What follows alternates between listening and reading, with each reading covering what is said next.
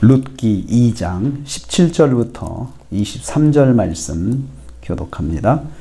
오늘 말씀은 나오미가 룻과의 대화 속에서 하나님의 인도하심을 기대하는 것을 내용으로 하고 있습니다.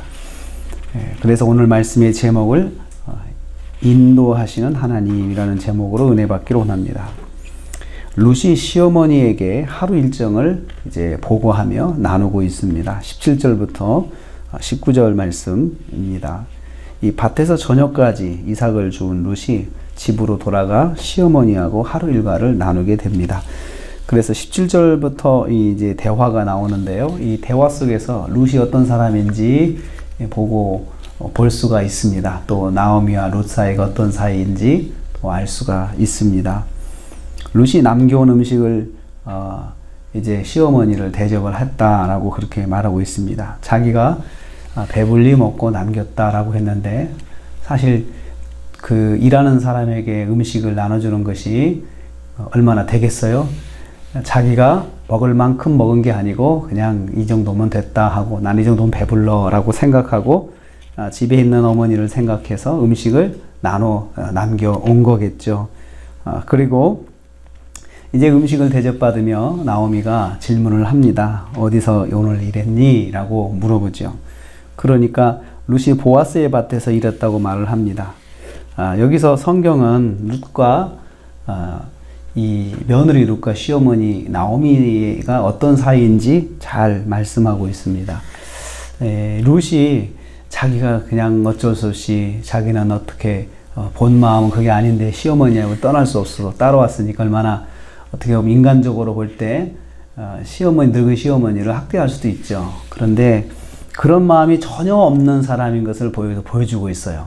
자기가 시어머니한테만 뭐 매였다, 뭐 시어머니 때문에 내 인생이 좀 불행하다 이런 생각이 전혀 없이 대화하는 것을 볼 수 있습니다. 서로 의지하고 존중하는 사이인 것을 성경이 보여주고 있어요.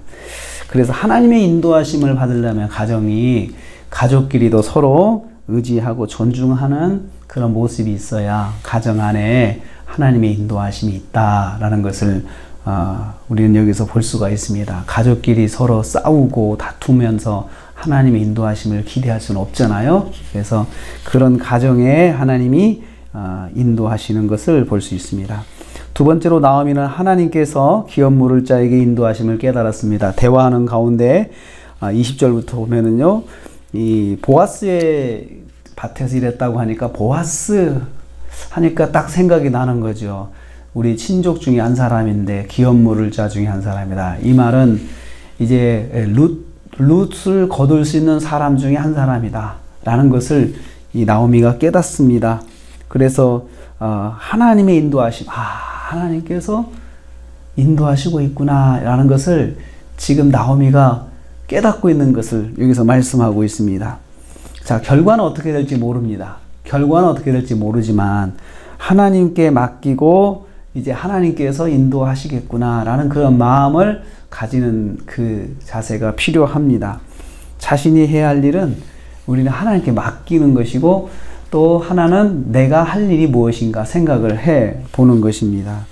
그래서 이제 보아스의 밭에 가라. 다른 밭에 가지 말고 보아스 밭에 가라 라고 말을 합니다. 그리고 보아스 밭에 가서도 소년들 틈에 있지 말고 소녀들 틈에, 여자들 틈에 있어라. 남자들 틈에 있지 말고 여자들 틈에 있어서 거기서 일을 해라 라고 이야기를 합니다. 이렇게 지시하는 것은 이 나오미가 느끼는 게 있으니까 그렇습니다. 하나님께서 인도하시면 여기서 우리 며느리가 사람을 만날 수 있겠구나 라는 그러한 것을 깨달은 거죠. 그래서 결과는 하나님께 맡기고 이제 룻이 해야 할 일, 여자들 틈 속에 있고 그 다음에 보아스의 밭에 있어야 된다는 것을 딱 지시를 합니다. 하나님의 인도하심을 받으려면은 결과는 하나님께 맡기고 내가 해야 할 일을 우선 최선을 다하는 것이 하나님의 인도하심의 방법입니다. 세 번째로 룻이 순종을 했다라고 말하면 23절 말씀에 그래서 룻이 소녀들과 가까이 있어서 추수를 마칠 때까지 보아스의 밭에 계속 나갔다라고 했습니다. 결과가 어떻게 될지는 모릅니다. 그렇지만 룻이 한 일은 시어머니의 말에 순종하는 거죠. 그러니까 시어머니는 인도자입니다.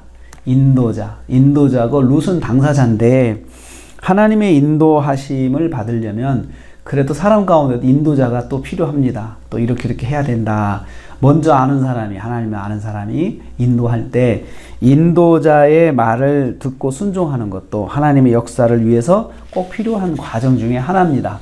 그래서 모르면 인도자가 말하는 대로 또 순종하는 것도 하나님의 역사하는 통로 중에 하나인 것을 볼 수 있습니다. 하나님은 인도자를 통해서도 하나님의 역사가 진행이 된다는 것을 우리에게 말씀하고 있습니다. 그래서 먼저는 우리가 좋은 인도자가 되었으면 좋겠습니다. 그리고 또 나도 뭔가 어려운 일이 있을 때 또 인도해 주는 사람이 있다면 그 사람을 통해서 하나님의 역사하실 수도 있으니까 또 그 말에 귀를 기울이고 또 하나님께 맡기고 내가 해야 할 일을 최선을 다하는 것이 그것이 하나님의 역사를 경험하는 방법 중에 하나입니다. 오늘도 우리가 하루를 시작합니다.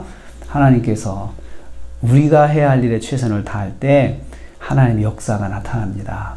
결과는 하나님께 맡기고 지금 내가 당장에 해야 할 것 이것을 순종하면서 오늘 하루도 하나님의 인도하신 가운데서 오늘 하루도 승리하시는 저와 여러분 되시기를 주님의 이름으로 축복합니다. 하나님 감사합니다.